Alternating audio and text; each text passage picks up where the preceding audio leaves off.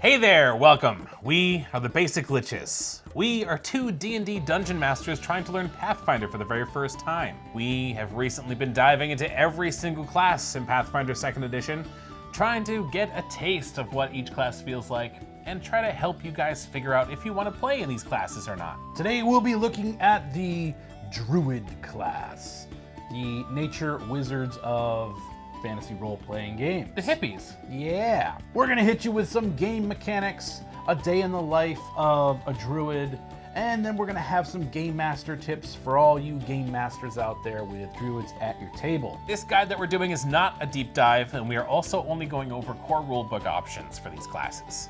No advanced player guide nonsense. Sorry. Without further ado, let's dive into the druid. Flipping through the core rulebook, it's very immediate, it's very apparent that the druids are the nature lovers. You called them the hippies. I like to think of them sort of as like Galarians, fun-loving environmental terrorists. They'll help out the adventuring party, but if someone happens to threaten a unicorn glade, they will go medieval on their ass. If I'm looking to pop culture media for some inspiration, there are two characters that immediately come to mind from comic books. First off is Poison Ivy from the Batman series. She is 100% a Order of the Leaf druid, being able to talk to plants, being able to conversate with flora. It's really funny because she's really trying to do good for the environment, but she goes about it in literally an environmental terrorist kind of way. Yes. I love the disconnected mindset that she has. Yeah. She would rather save a potted plant than a human Yes. being. Yeah. And that's almost the perfect mindset that a druid would have. Yep. Right? Yep. The other comic book character that comes to my mind is Buddy Baker, Animal Man. Sidebar, if you've never read Grant Morrison's run of Animal Man, you should do that. It's incredible. His powers are that if he's near an animal, he can sort of temporarily borrow that animal's powers. So if there's a bird nearby, he can fly. If there's a fish nearby, he can swim underwater. Pretty cool abilities, and he is 100% like Poison Ivy, except he is all about saving the animal kingdom. In trying to think of pop culture druids, I was trying to figure out who the hell transforms. And the only one I could think of was Maui from Moana. In the end, where they're fighting Te Haka, he changes into a shark, he changes into a hawk, he changes into a dozen different animals in the middle of his fight. I thought that was very druidic. Also Captain Planet. Yes, I did want to mention that Captain Planet is a druid.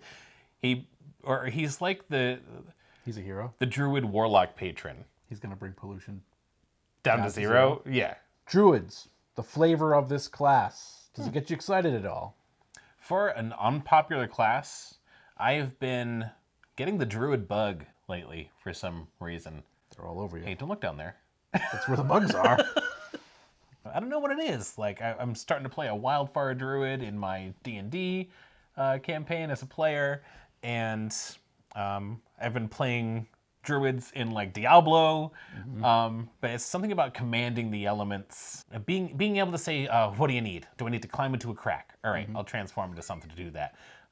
Do I need to fly? Do I need to recon on an area? Okay, I'll fly up above and see what's going on. It's just the versatility of being able to do things in a cool way is what the druid does. I always like to think of druids in particular. I love the fish out of water character that is sort of out of their element when they are not in the wilderness. The minute these dudes are in civilization, it's just it's all weird to them. So yeah, I really like the role-playing opportunities that druids provide, plus I just love being able to shapeshift into other creatures. That's just awesome. Let's dive into some mechanics of the druid. Our prime stat is wisdom. We can actually build our druid in very different ways as secondary stats. You might want to choose strength, you could choose con, you could choose intelligence.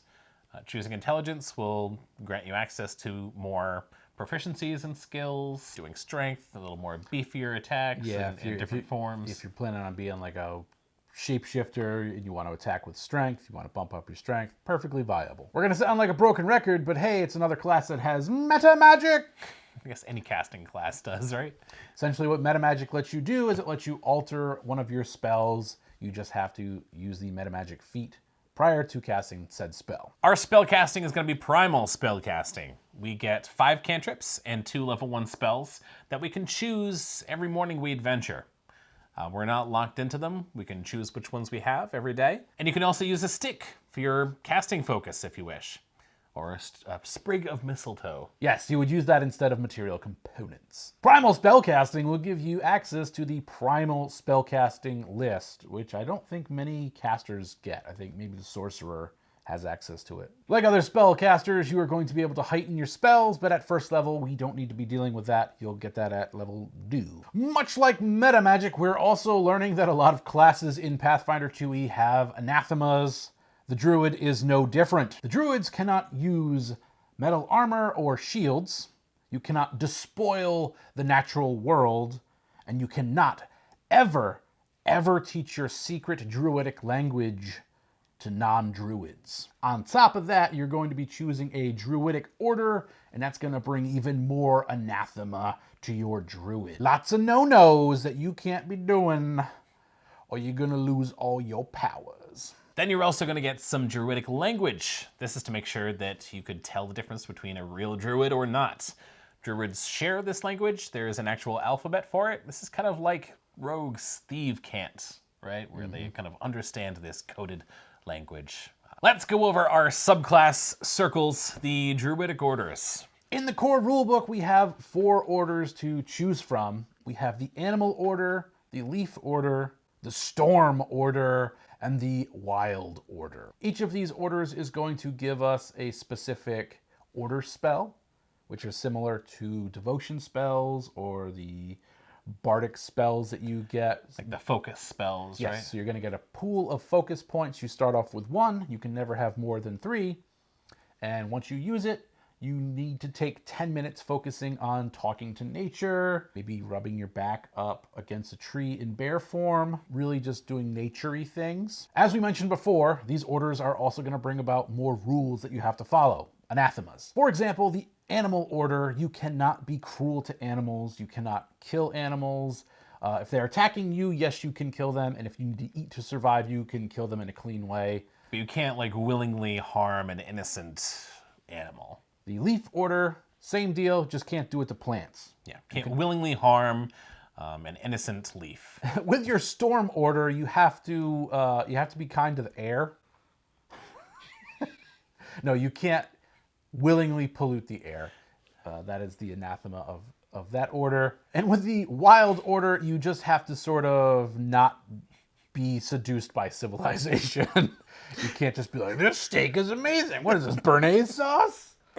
Animal Order is mostly going to deal with a companion animal, talking to animals, interacting with animals. The Leaf Order is much like the Animal Order, but just with plants. Controlling plants, speaking with them, interacting. The Storm Order is for summoning elementals, using elemental abilities. And then the Wild Order is for your transformations. Transforming into a bear, transforming into a cat, a rat. Druids also get the Shield Block feat. Reaction, raise that shield. You know it. You've seen it. You love it. As Druids, we'll be getting Wild Empathy. This lets us use diplomacy or make an impression checks on animals. We don't get to necessarily communicate with them, like we're not talking back and forth, but we can make simple requests, and if we roll successfully, the animal will carry out said requests. They'll sort of know what we're talking about. Can you grab me a beer from the fridge? So we're just gonna rattle off a couple of spells from the primal spell list. What did you choose, Wolf? I wanted to choose something that I've never seen before, and that was Goblin Pox. Goblin Pox. What you got? You got the Goblin Pox. I've never seen Goblin Pox before either. Essentially, Goblin Pox is going to have someone make a roll, some sort of save. I think it might be Fortitude. I don't know. I should have read this thing. But if they fail, they're going to get Goblin Pox. Sicknesses, the way they work in Pathfinder, is each round that they fail them, it gets worse. And I also like to think that it's like not something that you might use in combat. You actually would use this to like threaten people. Guys like, I'm gonna like chop down this whole forest. He's like, I'm gonna give you Goblin Pox. He's like, there's no such thing. It's like, you'll turn into a goblin by 3 days. And then just like, blam, just do it. It's already starting. Yep. How about you? What'd you pick for your spell? I chose Summon Plants and Fungi. I just want mushroom people to help me out. Yeah. Time to get to everyone's favorite part of these videos, a day in the life of a druid. So we're gonna wake up in the woods, get out of our pile of leaves, and I think we're gonna turn into a cat and kind of saunter back into town. Maybe meet up with the party, grab some fresh milk from tavern owner, and we'll prepare our cantrips and spells for the day. People have been getting sick around town, and we decide to take a drink of water, in human form, mind you, out of a wooden horse trough. We just dunk our face right into there and just start sucking water into our face hole. We notice that the water tastes awful. It has this foul, venomous, tainted taste. We cast Detect Poison, and sure enough, this water is indeed tainted. Wanting to help the town, we cast Purify Water 2 times, and we are able to purify up to 16 gallons of water for the townsfolk so that they have a fresh supply of water to drink from. We naturally think to start looking at the well, maybe, where the town is getting all of its water supply, and we decide to turn into a rat and scurry down the side of the well. When we get to the bottom, we notice a flowing river beside the well water, and in the river, in the underground river, there are some like weird bobbing fruits, kind of like green tomatoes. Along with the party, we head upstream, and we find that there is a community of vine leshies living just outside of town. So these vine leshies are dropping belladonna plants, these tomato-esque Like bulbs. into the river, and they're trying to get the attention of the townsfolk. As a druid, we strike up a conversation with the leader of these leshies, and we find all of this out. Come to find out, we need to sort of broker a peace deal between the leshies and the town, because the town is encroaching on this vine leshy's home, but they have sort of a wanderlust, and they're deciding it's time for them to move on anyway. So they would like the town to provide them with some security. Maybe a few guards, a few people that can lead them to a safer location, and they will stop poisoning the town's water. All sides come to an agreement. It's peaceful. The water is no longer being despoiled. The townsfolk are no longer in danger, and the leshies will be moving on to a better place that is not being overtaken by shitbag humans. Grab a couple of belladonna plants, belladonna bulbs for ourselves to poison some of our weapons, and we go back to sleep. Yeah, we're in the woods. This is a good place right here. Right here. I'll see you guys back at the end of the morning. Oh, you would, yeah. We're druid, and we're definitely going to be chilling with these vine leshies. Like, I'm kind of picturing like Ewok kind of thing. We're going to party it up with these dudes. Yeah. And then just pass out. Yub nub. Yub nub. So what is the classification of the druid? Looking at this one, it's a pretty versatile class. I think you can be like a melee fighter, or you could be like a full-time spellcaster, or you could be support. This is a incredibly versatile class. This class in Pathfinder 2e really seems like they were trying to focus on caster more than the other things that you could do to help A little out, bit. you know. But I feel like if you really wanted to be like the tanky guy, you can still do that 5e thing with your, especially the shapes you can turn into moving. Yeah, it's like forward. not as well as the actual tank of the party could, but No, not it's like a champion, no. Yeah. But that's what our noob brains tell us. We're probably wrong. That's a wrong noob brain. If you're feeling green and want to help us grow our channel, please subscribe to Basic Liches. Toll the Dead for notifications. Go ahead and drop some comments down below. We love hearing from you guys. Let us know what you think about the Druid class. Let's make some assumptions. It's time to assume on YouTube. What do you think are your pros for the Druid? So a lot of classes have versatility. So this is different in its versatility in that you could just kind of get different eyes on the battlefield and go in places you wouldn't normally be able to go. Squeeze through cracks with small animals, fly above and get some recon. Power your way through a weak wall with a bear, or just the possibilities of your surroundings. It's environmental, that's what it is. It's a lot of environmental tactics, versatility, and tools. And like with the Druidic orders, that you aren't limited to one. The rulebook says that, like, as adventurers, you're going to be like the type of druid that might dip into more than one order. So cool. Which means you're going to have more options, but you're also going to have more anathemas. Just multi-class within the class between subclasses, because you are just an environmentalist. So you don't have to subscribe to just the storm. You could have an animal companion within the animal and then take some feats from the storm order. Love it. My cons for the Druid class aren't specific to Pathfinder. I tend to think that Druids don't hold up well in campaigns that are not in the wilderness. If you're too much in the city, you're too much in civilization. Most GMs or DMs just kind of hand wave it, and that sort of really takes me out of the experience. I guess that's cons for all druids in general, really. Yeah, that's kind of what I'm making sure- getting at. Yeah. I don't think that's specific to Pathfinder at all. Yeah. Just as someone that plays this class a lot in other systems, it's like you can draw the short straw a lot. Who's going to enjoy playing a druid? I think the Druid class is really geared towards the board player. What I mean by that is the person that makes up their mind about a class, they start doing some stuff, and they immediately are like, I want to do something else.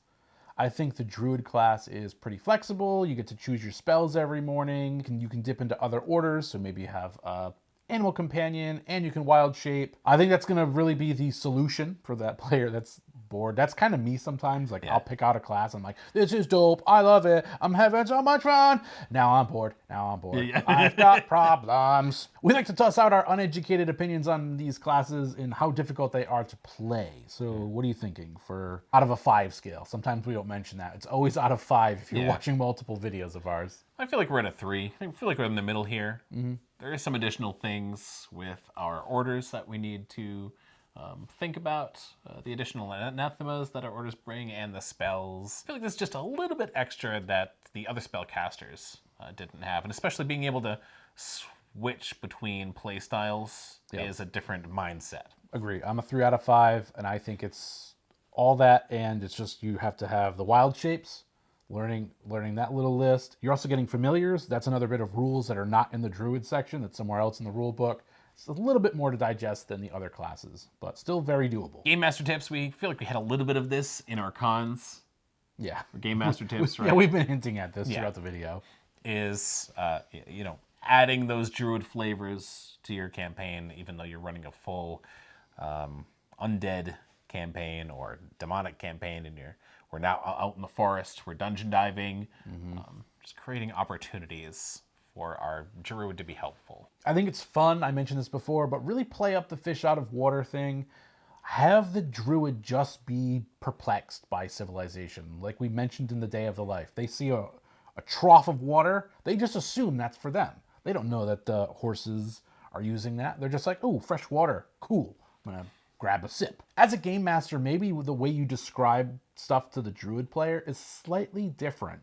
It's slightly askewed and from the viewpoint of someone that's not normally like part of civilization. Like you're just describing a metal object to a Druid in a different way that they wouldn't know it's a kettle. Yes. This is kind of obvious, but make sure that animals and plants are there and that they can help the Druid and help the party. Like that's going to make them feel special and unique, that they're like, oh, hey, I'm going to talk to this bird, and then be like, be like, hey, can you scout behind us? And if anything is trying to attack us from the rear, just start squawking. Just stuff like that makes you feel cool and unique. Like, let them do stuff like that. Final impressions, how the Druid class compares against the 5th edition Druid.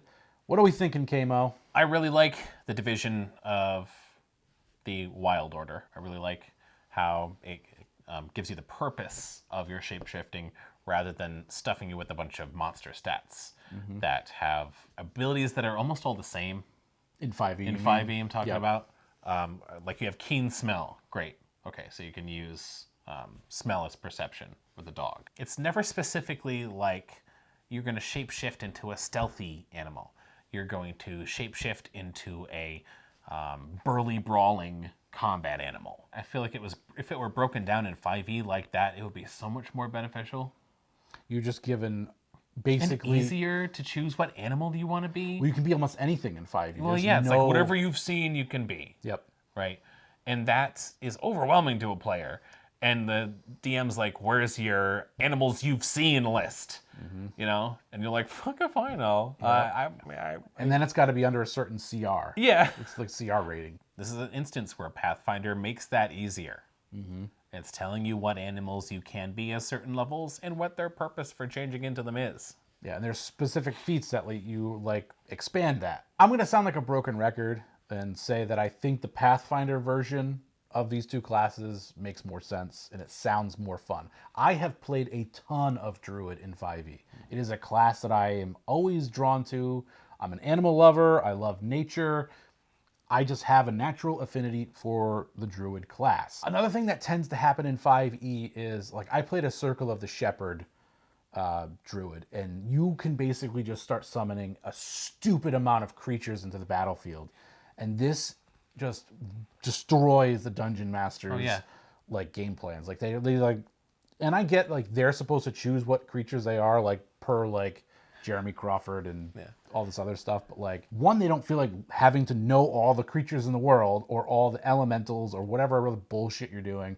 It's almost game breaking. It's just like, okay, it's me, and now I summon 8 pixies, and they can all cast polymorph. At its worst, it feels really broken. At best, it's just an annoyance to everybody else at the table, because you're like, my turns, it's me, and I have 7 other characters that I also have to attack with. And like you sort of hinted at, yes, you only have a few of those wild shapes per day, so you're less likely to be like, I'm going to turn into a rat and go explore somewhere and do something. You're like, no, fuck it. Send the rogue to do that stuff. Like, I'm not going to risk someone stepping on me and then I'm losing one of my wild shapes for the day. But with wild shape being a kind of like focus point driven ability in Pathfinder, you can rest for 10 minutes and then pop off into different animals again. Yeah. And serve a different purpose. Or you could just completely ignore wild shaping altogether, and you can just be like, I am like the king of animals, and I have an animal companion, or I have the Leshy companions, or I can control the goddamn weather. Like, you just have all these other options that are just viable, and they feel different within the class. I don't think that the Druid is really well thought out in 5e, like most of the classes. This is my second most excited. I think the Alchemist is the one that I've been like the most jazzed about. But for real, like, I know I say this like every week, but like, it's for me right now, it's Alchemist Like number one. Which most are you most excited No, for? no, for real. It's Alchemist is number one, Druid is number 2. Like, that's my official stance as of this video. That's it. That's the Druid class in a nutshell. Remember, if you dig a hole, do your business. Don't grab the shiny leaves. For more Pathfinder content, click the video here or the playlist there. Later, liches. Bye.